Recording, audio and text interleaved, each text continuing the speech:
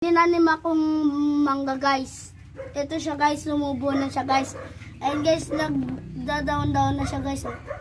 Kung siya guys, tinanim ko lang siya mga 10 days na tato guys. So ayan guys, palaki na siya ng palaki guys. Ayan, didiligan natin guys. Mataba kasi yung lupa niya guys. So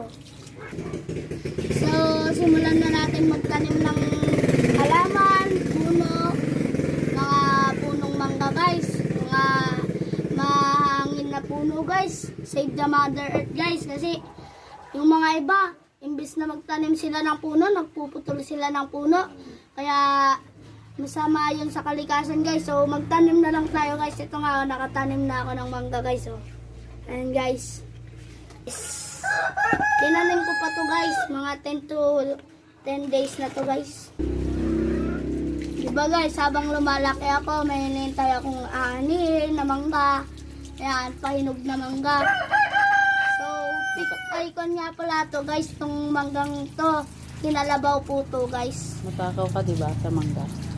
Yung manggang hinog. Matakaw ako sa manggang hinog guys.